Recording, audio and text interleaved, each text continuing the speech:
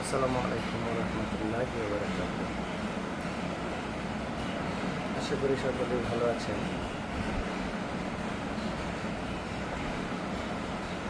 আজকের শিশুকে নিয়ে দুটি কথা বলি। আমরা যদি যুগ যুগ ধরে ইতিহাসের দিকে তাকাই, যে সমস্ত জাতিগুলো বিশৃঙ্খলা থেকে ফিরে এসে সভ্য মানুষের পরিবার, সমাজ ও রাষ্ট্র গঠন করেছে,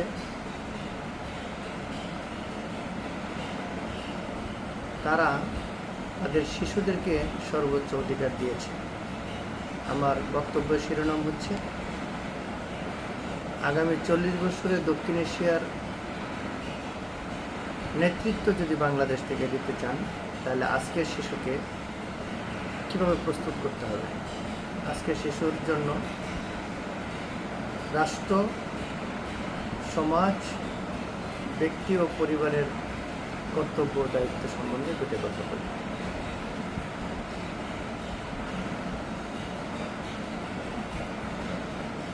আসলে এটা আমার গর্ব করার জন্য বলছি না। পৃথিবীতে 40টা দেশ ঘুরে এসে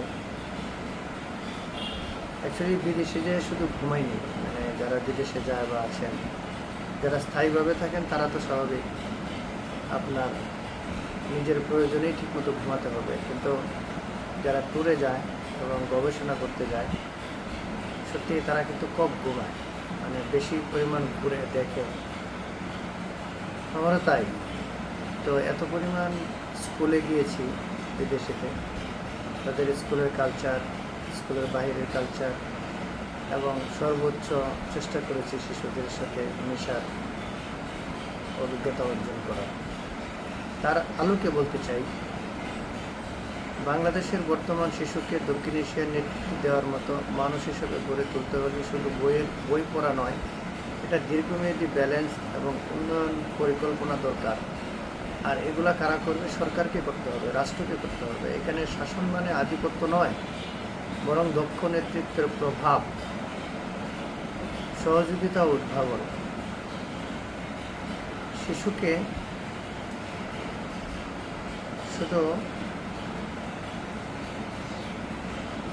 শুধু মুখস্থ শিক্ষা থেকে বের করে আনতে হবে, কেননা প্রশ্ন করতে উৎসাহ দিন, বাস্তব সমস্যা নিয়ে আলোচনা করুন। যেমন বর্তমানে যে বাংলাদেশের সমস্যা আছে, দক্ষিণ এশিয়ার রাজ্যগুলোতে যে সমস্যা আছে, তুলনামূলক বাংলাদেশ এবং আশেপাশের দেশগুলোর শিশুদের কার্যক্রম কী, এগুলো সম্বন্ধে আলোচনা করতে হবে।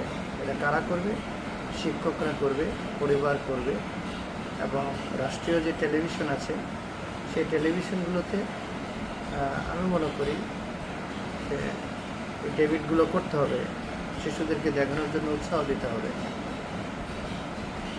যেমন বাংলাদেশের পানির সমস্যা আছে, ট্রাফিক জ্যাম সমস্যা আছে, নানাবিধি সমস্যা আছে, খাদ্যের সমস্যা আছে, চিকিৎসার সমস্যা আছে, এবং আমাদের যে স্বল্পতা রয়েছে সেগুলো নিয়ে পজিটিভ আলোচনা করতে হবে। ভবিষ্যৎ নেতা মানে শুধু তথ্য জানা নয়, সমস্যা সমাধান করতে পারা। প্রকৃতপক্ষে একটা কথা আছে না, বিড়ালের গলায় ঘন্টাকে বাঁধবে, এই কথাটাই ফ্যাক্টর। আপনি আমি আলোচনা করতে থাকি, সকলে মিলে আলোচনা করতে থাকি, সমাধান আল্লাহ একদিন দিবেই।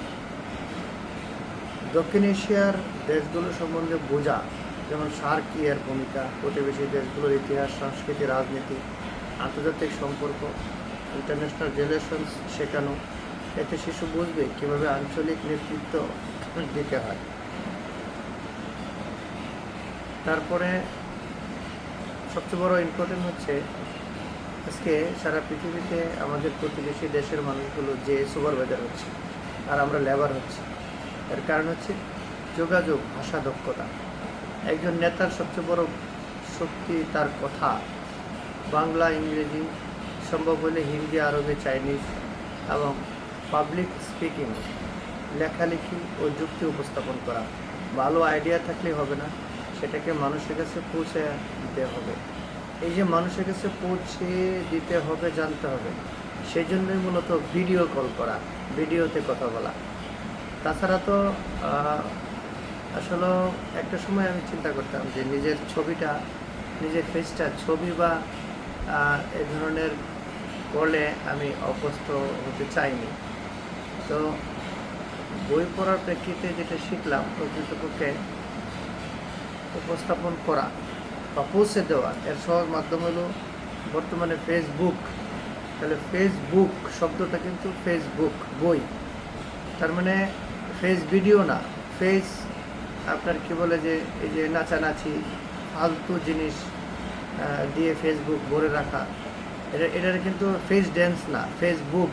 তার মানে পড়ো, ফেসবুকে পড়ার মতো অনেক ভালো ভালো জিনিস আছে। প্রকৃতপক্ষে ফেসবুক আমি বন্ধ করে দিয়েছিলাম, কারণ আমার কাছে মনে হতো যে ফেসবুক আর ক্যারাম বোর্ড খেলা একই। ক্যারাম বোর্ড খেলা যেমন কোনো মার্ক নাই, কোনো ইন্টারন্যাশনাল ইয়া নাই, হ্যাঁ ঠিক এরকমই আমার কাছে মনে হতো আর কি। কিন্তু বাস্তবে হচ্ছে ফেসবুক, যদি ফেসটাকে মানে ফেসবুকটাকে বই মনে করেন, এখানে ব্যাপক আলোচনা, শিক্ষার সুযোগ রয়েছে। অ্যাকচুয়ালি ফেসবুকে অনেক ভালো ভালো জিনিসগুলো আছে, সেগুলো নিতে পারেন। তার প্রেক্ষিতে মূলত ভিডিওতে কথা বলা, কেননা যতটুকু আমি জেনেছি এবং শেখার চেষ্টা করছি, এই সারা পৃথিবী মানে হচ্ছে যে শিক্ষা প্রতিষ্ঠান, আমি কেবল ছাত্র। সুতরাং যতটুকু শিখেছি এতটুকু যদি কোনো একজন শিশুকে, কোনো একজন মানুষের কাছে পৌঁছে দিতে পারি, তাহলে আমি মনে করি যে এটা একটা ভালো কাজ। তাহলে যোগাযোগ ও ভাষার দক্ষতা, এটা আমাদের শিশুকাল থেকে বাড়াতে হবে। আমাদের প্রতিবেশী দেশের মানুষগুলো বাংলা, ইংরেজি, হিন্দি, আরও ইন্ডিয়াতে জানেন কতগুলো ভাষা আছে, মারাঠি, মানে 36টা না আরও অনেকগুলো ভাষা আছে আমার জানার মধ্যে, বহুত ভাষা আছে প্রত্যেকটা যুগের মধ্যে। প্রকৃতপক্ষে ওদের ছোটো ছোটো বাচ্চাগুলো এই কঠিন ভাষাগুলো বলতে পারে। তার মানে ভাষাটা আসলে চর্চার বিষয় আর কি, যত বেশি চর্চা করবে সেই ভাষাটা শিখতে পারবে। সুতরাং আজকের শিশুকে নিজের মাতৃভাষার সাথে সাথে ইন্টারন্যাশনাল যে ভাষাগুলো আছে বা সারা পৃথিবীতে বহু প্রচলিত আলোচিত যে ভাষাগুলো আছে, বেশি মানুষ ব্যবহার করে, সে সমস্ত ভাষাগুলো আয়ত্তে আনা উচিত। যেমন আমি যখন জব করতাম তখন আমার এক বাবু ছিল, তো উনি মালয়েশিয়া যাবে, তো ওনার চর্চা করার মতো লোক ছিল না, তো উনি আমার সাথেই চর্চা করতেন। যেমন আওয়া মাখান, মানে খাওয়া দাওয়ার ব্যাপার, লম্বু মাখান গরুর গোস্ত দিয়ে খাইছি, চাপাতি মাখান পরোটা দিয়ে খেয়েছি, এরকম শব্দগুলো উনি আমার সাথে চর্চা করতেন। তা 30 বছর পরে উনি চলে গেছে, 30 বছর ধরে। 30 বছর আগে আমি এই মালয়েশিয়ান কয়েকটা কথা শিখেছিলাম। গতবার যখন মালয়েশিয়াতে গেলাম, আমার এটা মনে আছে, কাজে লেগে গেলো কয়েকটা কথা। রেস্টুরেন্টে যে কথা বললাম তারা বুঝলো। আসলে এই জন্য বলছি যে চর্চা যদি মানুষ ভালোভাবে করে, এটা কিন্তু আসলে বলার বিষয় না, এটা মগজে, ব্রেন কোষে একদম মেমোরির মতো স্থায়ীভাবে লেগে যায়। আর নাহলে 30 বছর আগে কথাগুলো শিখেছিলাম, সেগুলো 30 বছর পরে ঠিকই মালয়েশিয়াতে কাজে লেগেছে। বন্ধুগণ, আপনারা জানেন এবার আমি ইলেকশনে করেছি এমপি প্রার্থী হিসেবে। তবে সেইখানে আমি কিন্তু ভোট চাইনি, আমি চেয়েছি বন্ধু হতে। আসলে বন্ধুত্ব প্রচুর বেশি দরকার। আপনি দেখেন চায়নারা সারা পৃথিবী প্রায় লিড দিচ্ছে, তারা কিন্তু ফ্রেন্ড, কথায় কথায় বলবে ফ্রেন্ড, বন্ধু। তার মানে আসলে বন্ধু হওয়া দরকার। বন্ধু, ভাই, আলটিমেটলি এগুলো খুব দূরের শব্দ না। প্রত্যেকটা পরিবারে যারা ভাই বোন আত্মীয় স্বজন আছে, তাদেরকে ফ্রেন্ডলি হতে হবে, বন্ধু হওয়া লাগবে একজন আরেকজনের সাথে। শুধুমাত্র তখনই সম্মানের জায়গাটা বাড়বে। তো সেদিক থেকে বলছি, হয়তো অনেকেই চিন্তা করবেন যে একজন মুসলমান আর একজন মুসলমানের ভাই, তাহলে বন্ধু আবার কী শব্দ? আমি মনে করি ভাই বন্ধু এটা খুব বেশি একটা দূরের কিছু না আর কি। কেননা এমনও ভাই আছে যে সামান্য কারণে, ঝগড়ার কারণে দেখা যাচ্ছে 10 বছর ধরে কথা বলে না। মায়ের পেটের ভাই, দেখা যাচ্ছে তাদের মধ্যে সম্পর্কই নেই, অথচ একই বাড়িতে বসবাস করে, হ্যাঁ, সারা জীবনেও কথা বলে না। তাহলে এই ভাই আর বন্ধু, এর মধ্যে পার্থক্য কী? আসলে ভাই তো ভাই। আমি তো ধর্ম নিয়ে কোনো বিভেদ করার সুযোগ আমার নেই, ওই ব্যাপারে আমার জ্ঞান নেই। আমি মনে করি ইসলাম যা বলেছে, কোরআন যা বলেছে, বিশ্বনবী সাল্লাল্লাহু আলাইহি ওয়াসাল্লাম যা বলেছে, সব সঠিক, সব সুন্দর, ওটাকে মেনেই বন্ধু শব্দটা এটার সাথে সংযুক্ত করা যায়, কেন ভাইয়ের সাথে বন্ধু যোগ করলে এইটা সম্পর্কটা নষ্ট হবে না, ভাই বন্ধু। হ্যাঁ, বন্ধুত্ব আসলে প্রচুর পরিমাণে প্রয়োজন, বিশেষ করে আমাদের শিশুদের সাথে আমাদের খুব বন্ধুসুলভ আচরণ করতে হবে, যেভাবে জাপান করে। আচ্ছা, এবার আসেন শিশুদের, আজকে মোবাইলের যুগ, মোবাইল থেকে শিশুদের সরানোই যাচ্ছে না। প্রকৃতপক্ষে আমি কিছুক্ষণ আগেই বলেছি, মোবাইল ফেস ভিডিও বা ফেস গান, ফেস আপনার হচ্ছে ইউটিউব, ফেস এইসব না, ফেসবুক। তাহলে ফেসবুকেও আপনার হচ্ছে যে অনেক শিক্ষণীয় বিষয় আছে। আমি মনে করি মোবাইলটা, আজকের যুগ, কত সুন্দরভাবে মোবাইল সেট করা যায়, বা টিভিতেও আপনার ইন্টারনেট সেট করা যায়, বা আপনার হচ্ছে যে ওয়াল টিভিতেও করা যায়, ল্যাপটপে করা যায়।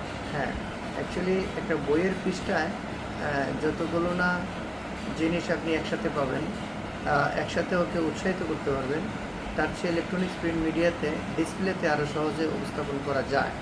আজকের যুগের বাচ্চারা সেগুলো থেকে আকৃষ্ট হয় বেশি। আমি মনে করি যে আপনি প্রত্যেকের বাসাতেই এখন মোটামুটি প্রায় সব বাসাতেই, একেবারে সব বাসা বলা যাবে না, কারণ হচ্ছে গ্রামীণ জগতে অনেক পিছিয়ে পড়ে আছে, তারা এখনও প্রায় বহু মানুষ বাটন ফোনই ব্যবহার করে, তবে শিশুরা ওস্তাদ। আমার বক্তব্যটা হচ্ছে, বইয়ের পাশাপাশি শিশুদের জন্য আপনি যদি ইলেকট্রনিক্স প্রিন্ট মিডিয়া ইউজ করতে চান, তাহলে সেফ ডিস্টেন্সে রেখে সেখানেও আপনার এই পাঠ্য বইটাই এখন অনলাইনে পাওয়া যাবে। তা আপনি যে বাচ্চাটা সরাসরি বইয়ে আসক্ত নয়, বই পড়তে উৎসাহ নয়, আমাদের রাষ্ট্র আসলে ওইভাবে এখনও প্রস্তুত হতে পারেনি। রাষ্ট্রের প্রতিষ্ঠানগুলো আছে, তাদের ব্যানার নিয়ে প্রত্যেকটা প্রতিষ্ঠানকে আসলে দখল করার ধান্দায় আছে। তাছাড়া এই শিশুদের জন্য শিশু একাডেমি, এটা সেটা কত কিছু করেছে, অনেক কিছু আছে সাইনবোর্ডে। আপনি শিশু একাডেমি, বিশাল বড় সাইনবোর্ড আছে বিভিন্ন জেলা উপজেলা পর্যায়ে, ডিসি অফিসে শিশুদের জন্য কত কিছু আছে। আসলে বাস্তবে আমাদের শিশুরা মানুষের মতো মানুষ হতে পারছে না। একটা শিশু যদি রাষ্ট্র তাকে শিশু হিসাবে প্রস্তুতটা ভালোভাবে করে, আন্তর্জাতিক মানের, তাহলে সেই শিশু কৈশোর হয়ে কখনো নেশাগ্রস্ত হতে পারে না, সেই শিশু কখনো বেয়াদব হতে পারে না, সেই কৈশোর কখনো যৌবনে এসে যৌবনের তাগিদে অন্যায় করতে পারে না। কারণ হচ্ছে যে তার বেসিক মূল শিক্ষাটাই আসলে আন্তর্জাতিক মানের হচ্ছে না। যাই হোক, আমরা আসলে দোষ দিতে রাজি না। আমি মনে করি শিশুর জন্য যতগুলো রাষ্ট্রীয় সংস্থা আছে, বেসরকারি সংস্থা আছে, সেগুলো শুধু খালি সাইনবোর্ডে থাকলেই হবে না। সেই সমস্ত প্রতিষ্ঠানগুলোকে আসলে কার্যকর ভূমিকা নেওয়ার জন্য আমার অনুরোধ। প্রকৃতপক্ষে নৈতিকতা ও মূল্যবোধ, ক্ষমতা থাকলেই নেতা হওয়া যায় না, বিশ্বাসযোগ্য হতে হবে, দক্ষতা ও দায়িত্ববোধ, দুর্নীতি বিরোধী মানসিকতা ও সহানুভূতি, সিম্পেথি। আচ্ছা, সহানুভূতি এমন একটা জিনিস, আজকে দেখেন ঢাকা শহরের কনক্রিটের দেওয়ালে, এখানে সহানুভূতি, মা বাবা বা বড় যারা, তাদের সাথে শিশুদের একটা বিশাল দূরত্ব আছে, এটা অস্বীকার করার কোনো সুযোগ নেই। কারণ হচ্ছে আমরা ঢাকা শহরে যারা থাকি বা বিভাগীয় শহরে যারা থাকি, বর্তমান বাংলাদেশে আমাদের অন্য বস্ত্র, চিকিৎসা, বাসস্থান, মৌলিক যে চাহিদাগুলো আছে সেগুলো মেটাতেই আমাদের আসলে প্রচণ্ড পেরেশানিতে থাকতে হয়। মনে করি শহর অঞ্চলের প্রত্যেকটা মানুষ, যেহেতু সে ধান উৎপাদন করে না এবং সে যেহেতু খাদ্য শস্য উৎপাদন করতে পারে না, তার রিজিক বা তার খরচের যে সোর্স বা যেটা করতে হয়, তাকে একটা কাজ করতে হয়। সেই কাজের যে মজুরি, কাজের যে টাকার পরিমাণ, তা দিয়ে তার সংসার আসলে ওইভাবে চলে না, অনেকেরই চলে না, প্রায় সিংহভাগেরই চলে না। সেক্ষেত্রে এক একটা মানুষের মাথা এক একটা চুল্লি, সারাক্ষণ মাথাটা এত পরিমাণ হিট হয়ে থাকে, গরম হয়ে থাকে। কারণ হচ্ছে আমাদের যে শহরগুলো, বিশেষ করে ঢাকা বিভাগীয় শহরগুলো, এই শহরগুলো অপরিকল্পিত এবং এখানে নাগরিক সুবিধা, তাপমাত্রা, সব কিছু মিলিয়ে একটা মানুষের যে বসবাসের যে সুন্দর পরিবেশ, সেটা নাই।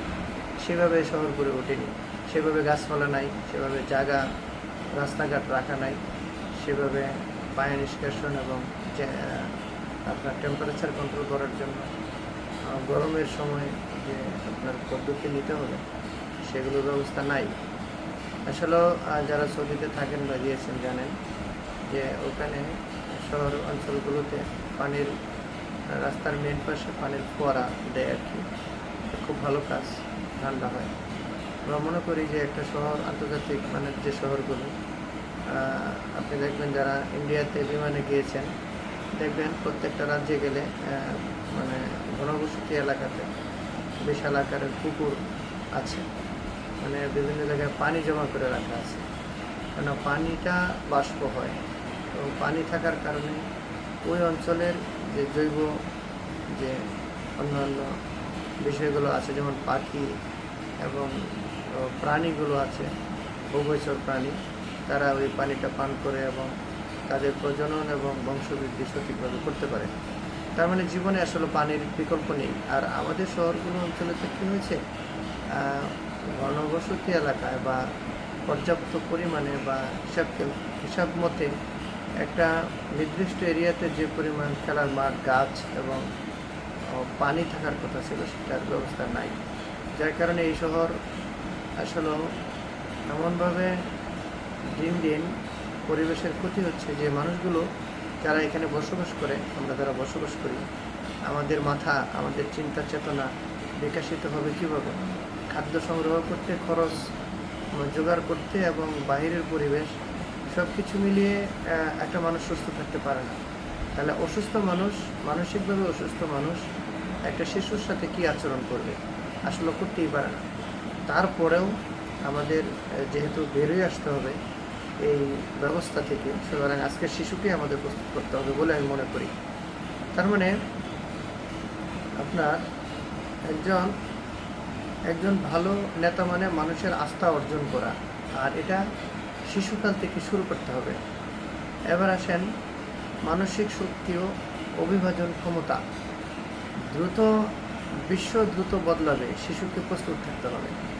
তার মানে 90-এর আগে যে শিশুগুলো ছিল, আমরা যারা 90-এর আগে সমাজে বড় হয়েছি, তারপরে 2000 জামানা আসলো, 2000 সাল আসলো, 2000 সালের পর থেকেই এই পৃথিবীর পরিবর্তন খুব দ্রুত শুরু হতে লাগলো। তো আপনারাই চিন্তা করুন, নিজেকে প্রশ্ন করে দেখুন, 90-এর আগের শিশুরা আর 2000-এর পরের শিশুরা। 2000-এর পরে এসে আবার 2020 সালের পরে মানুষের মধ্যে কিন্তু 2000 থেকে 2020 এই সময়টায় মানুষের মধ্যে আধুনিকতা এবং একেবারে আকাশচুম্বী চিন্তা চেতনা, মানে কী বলবো এটাকে,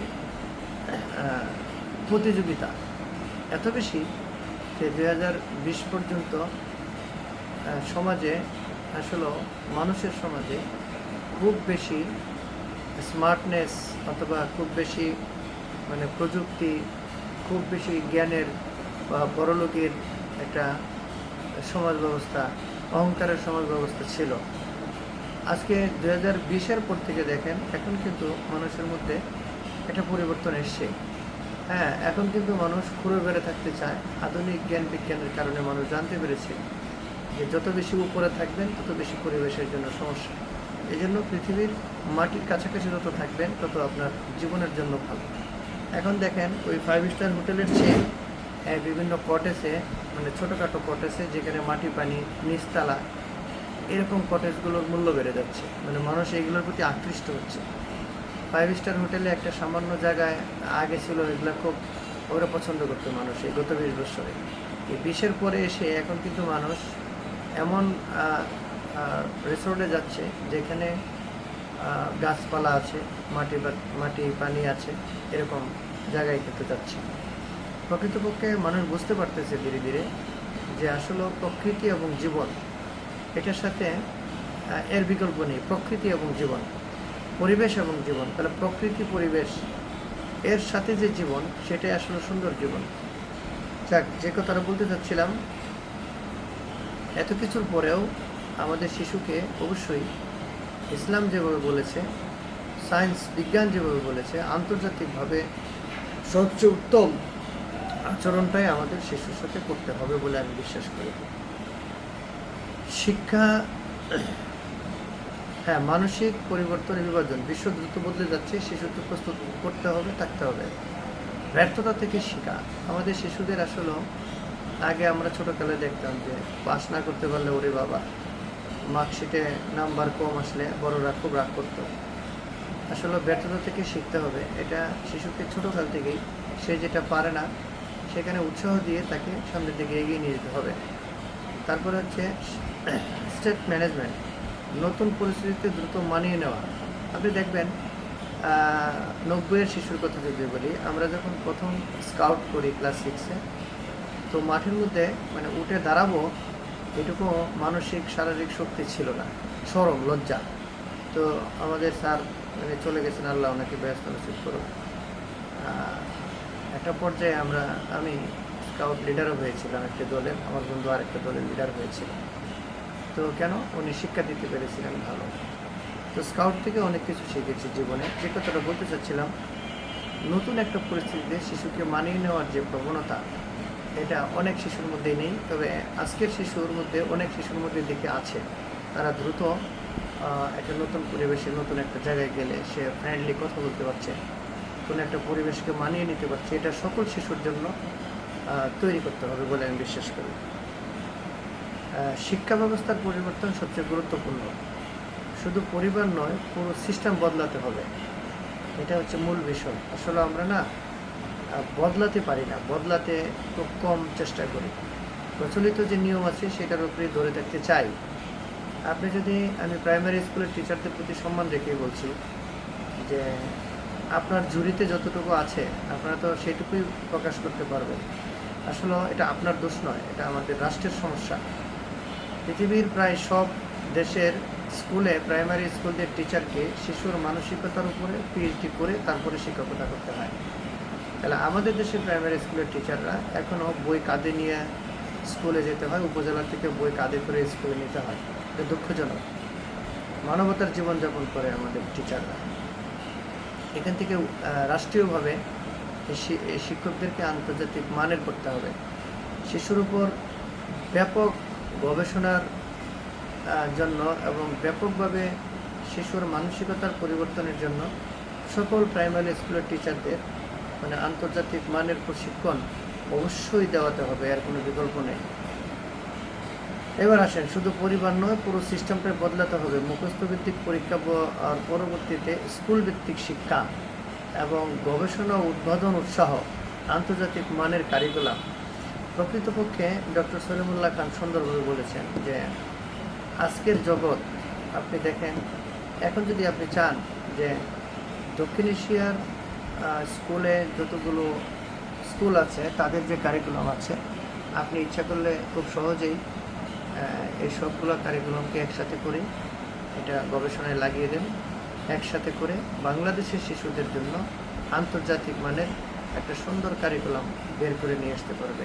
ওই যে হাট্টিমা টিম টিম তারা মাঠে পারে ডিম, এগুলো গল্পে থাকতে পারে, এগুলো শিশুরা গল্প করতে পারে, কিন্তু কারিকুলামে পার্টিকুলার মানে একটা বইয়ে, একটা শিশুর স্কুলের বইয়ে এগুলো কোনো উপকার বই আনে না বলে আমি বিশ্বাস করি। উদাহরণস্বরূপ, আমরা যখন ছোটোকালে মক্তবে পড়েছি তখন নাওয়াইতু নুসাল্লি লিল্লাহি তাআলা আরবা রাকাতা সালাতিল তাকবীরাতি আল্লাহু আকবার ওয়াজিবুল্লাহি তাআলা মুতাওয়াজ্জিহান ইলা জিহাতিল কাবাতি শরীফাতি আল্লাহু আকবার। এত কষ্ট করে আমরা আপনার হচ্ছে নামাজের সূরা, নামাজের নিয়ত এগুলো শিখেছি, অনেক কষ্ট করে, অনেক সময় গিয়েছে আমাদের।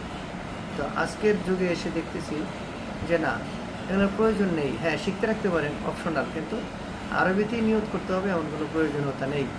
তার মানে অনেক সময় আমাদের চলে গেছে এখানে। প্রকৃতপক্ষে গবেষণামূলক শিক্ষার কোনো বিকল্প নেই। এবার আসেন, সেখানে বলতে চাচ্ছিলাম যে যুগ উপযোগী আন্তর্জাতিক মানের কারিকুলাম আপনাকে প্রস্তুত করতে হবে। এই কাজটা কিন্তু কোনো ব্যক্তি বা প্রতিষ্ঠান করতে পারবে না, এটা রাষ্ট্রকে সিদ্ধান্ত নিতে হবে, দায়িত্ব রাষ্ট্রের। তবে হ্যাঁ, রাষ্ট্রকে এটা করতে হবে।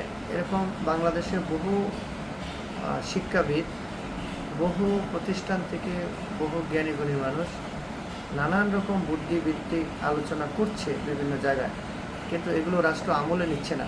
কারণ হচ্ছে এই রাষ্ট্র 56 বছরের জন্মের পর থেকে সাধারণ মানুষের ইচ্ছা আকাঙ্ক্ষা জ্ঞান বুদ্ধি চিন্তা চেতনা গবেষণার কোনো মূল্যায়ন এই রাষ্ট্র এখনও করেনি। যেমন কোনো একজন মানুষের একাডেমিক্যাল সনদ নাই কিন্তু তার মানে সে জ্ঞানী না, এটা বলা যাবে না, এটা বিশ্বাস করি না। কারণ কবি কাজী নজরুল ইসলাম থেকে শুরু করে এরকম বহু জ্ঞানী গুণী আছেন যারা স্কুলের পাঠদান নেন নাই, অথচ তাদের লেখায় গবেষণা চলছে। আপনি সক্রেটিসের কথা যদি বলেন, প্লেটোর কথা যদি বলেন, আপনি এরকম অনেক বড় বড় দার্শনিকদের কথাও যদি বলেন, তাদের একাডেমিক্যাল সার্টিফিকেট বা একাডেমিক্যাল শিক্ষা নিয়ে আপনারা ইতিহাস ঘেঁটে দেখেন যে অনেকেরই একাডেমিক্যালি তাদের সনদের মান একেবারেই খারাপ। যা আমরা যে কথা বলতে চাচ্ছিলাম যে এদেশের সাধারণ মানুষ যারা যার এডুকেশন স্কুল লেভেলে বা সনদ লেভেলে নাই, তাদের কথাও অনেক জ্ঞান গর্ব কথা আছে। আমি মনে করি তাদের এই চিন্তা চেতনায় জ্ঞান গর্ব কথাগুলো আপনার গবেষণার জন্য উঠিয়ে নিয়ে আসতে হবে, নিয়ে এসে বর্তমান ও আগামী শিশুকে প্রস্তুত করতে হবে। আমরা দক্ষিণ এশিয়াকে আগামী 40 বছরের নেতৃত্ব দেব, এরকম ব্যবস্থা করতে হবে বলে আমি বিশ্বাস করি। যাক, শিক্ষা ব্যবস্থার পরিবর্তন বললাম, বাস্তবে রোডম্যাপ ও সারসংক্ষেপ দিতে হবে।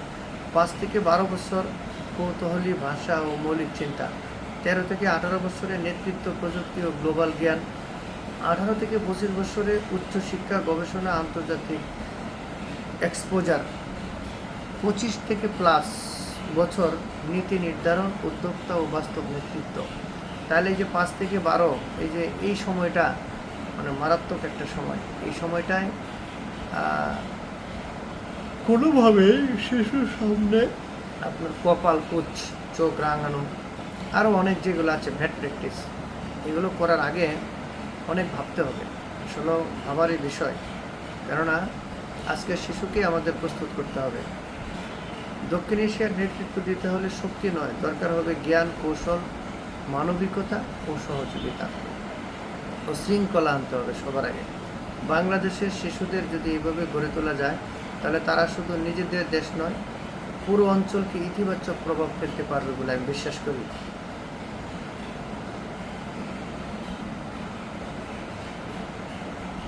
এখন সবচেয়ে বড় বিষয় হলো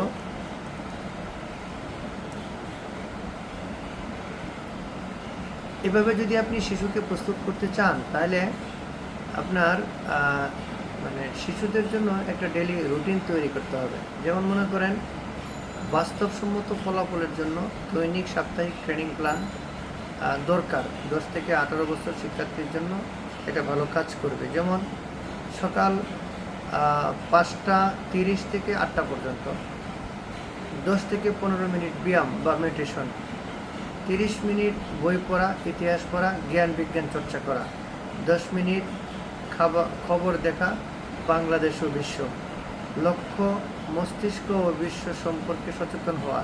এটা কিন্তু আপনার 10 থেকে 18 বছরের শিশুদের কথা বলছি। তারপরে স্কুলিং টাইম, ক্লাসে শুধু মুখস্থ না, বোঝার চেষ্টা, প্রতিদিন অন্তত একটা কেন প্রশ্ন করা, বন্ধুদের সাথে আলোচনা। এই যে কেন প্রশ্নটা আসলে ইম্পর্টেন্ট, কেন প্রশ্নটা বাচ্চাদেরকে সাহস দিতে হবে যে কেন প্রশ্ন করার শেখার জন্য। আচ্ছা, তারপরে আসেন সপ্তাহে 2 দিন স্কিল ডিপ ওয়ার্ক। এটা হচ্ছে আপনার শুধু শেখা নয়, কিছু তৈরি করা। যেমন কিছু বাচ্চা দেখবেন যে মেয়ে বাচ্চাগুলো সাধারণত পুতুল বানায়, ছেলে বাচ্চাগুলো গাড়ির যন্ত্রাংশ ভেঙে চেষ্টা করে গাড়ি রিপেয়ার করতে। তার মানে যে বাচ্চাটা যে বিষয়টার উপরে উৎসাহ পায়, সেই জিনিসগুলো বানানো বা তৈরি করার কাজে সহযোগিতা করা, তাকে উৎসাহ দেওয়া। গ্লোবাল লার্নিং ডে, সপ্তাহে 1 দিন দক্ষিণ এশিয়ার দেশ সম্পর্কে জানা, সার্ক আন্তর্জাতিক সম্পর্কে জানা, অন্তত সপ্তাহে 1 দিন এই বিষয়গুলো নিয়ে আলোচনা করতে হবে। লিডারশিপ প্র্যাকটিস, সপ্তাহে 1 দিন ছোট ইভেন্ট অর্গানাইজ করা, বন্ধুদের নিয়ে প্রজেক্ট করা, নেতৃত্ব শেখা চর্চা করা লাগে। নেতৃত্ব আসলে শেখা নয়, এটাকে চর্চা করতে হবে। আচ্ছা, রিলেশনশিপ ডে, শুক্রবার যে কোনো দিন, সপ্তাহে একদিন, কি শিখলাম, কোথায় ভুল করেছি, আগামী সপ্তাহে কী উন্নতি করা, এই রিফ্লেকশনগুলো কি, এগুলো নিয়ে আসলে আলোচনা করতে হবে পরিবার এবং শিক্ষকদের। মানসিক চ্যালেঞ্জ, প্রতি মাসে একটা বড় কাজ করা, বড় কাজ করব এমন একটি মানসিক চ্যালেঞ্জ মাথায় রাখতে হবে।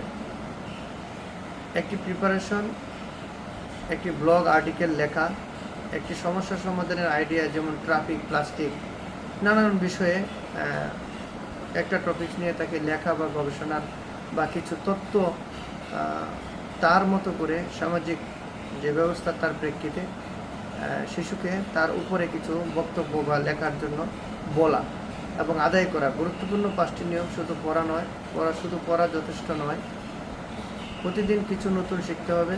ব্যর্থতা থেকে শেখার অংশ। মোবাইল, সোশ্যাল মিডিয়া সীমিত রাখা, নিয়মিত অভ্যাসই সবচেয়ে বড় শক্তি। শেষ কথা, একটি প্ল্যান করে ধীরে ধীরে একজন হয়ে উঠবে, নিজেকে চিন্তা করতে পারবে, মানুষকে প্রভাবিত করতে পারবে, নেতৃত্ব দিতে পারবে, এবং এটাই ভবিষ্যতের রিজিওনাল লিডার হওয়ার আসল ভিত্তি। আজকে এই পর্যন্তই, আধা ঘন্টা হয়ে গেল। ইনশাআল্লাহ ফজরের নামাজ পড়ে বসছিলাম, সারাদিন তো কর্মব্যস্ততায় পারি না। তাহলে শিশুদের নিয়ে আপনারা আপনাদের চিন্তা এবং আপনাদের মতামত জানাবেন দয়া করে।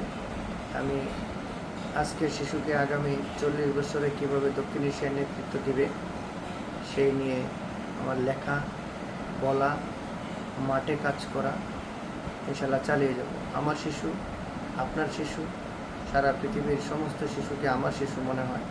আজকে যখন 18 মাসের শিশুকে ইসরায়েলেরা পায়ের মধ্যে পেরাক মারে, যখন শিশুকে গাড়ির পিছনে টেনে নিয়ে যায়, যখন বাংলা এবং সারা পৃথিবীতে যে কোনো শিশু নির্যাতিত হয়, তখন আমার হৃদয় ছিঁড়ে খানখান হয়ে যায়।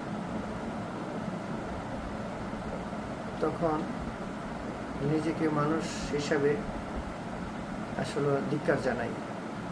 প্রকৃতপক্ষে আল্লাহ মানুষ তৈরি করেছে, আল্লাহ আমাকে যেরকম তৈরি করেছে তাতেই আমি খুশি। কারণ হচ্ছে আল্লাহর সিদ্ধান্ত ছাড়া আমি পৃথিবীতে আসতে পারিনি। তবুও এই শিশুর উপর নির্যাতন আমাকে কষ্ট দেয়, মানসিকভাবে, শারীরিকভাবে, এবং অনেক বেশি কষ্ট আমি পাই। আসুন আজকের শিশুকে আমরা মানবিক দিক থেকে সবচেয়ে বেশি গুরুত্ব দেই, আজকের শিশুকে সর্বোচ্চ গুরুত্ব দেই। যেভাবে জাপান দিয়েছিল, আজকে জাপান পৃথিবীর শ্রেষ্ঠ দেশের মধ্যে হয়ে গিয়েছে। সবচেয়ে বড় কথা, আমাদের বিশ্বনবী সাল্লাল্লাহু আলাইহি সাল্লাম শিশুকে যেভাবে আদর করেছে, শিশুকে যেভাবে লালন করেছে, সে আদর্শই আমাদের মধ্যে আসুক। আজকের মতো খোদা হাফেজ। আসসালামু আলাইকুম ওয়া রাহমাতুল্লাহ।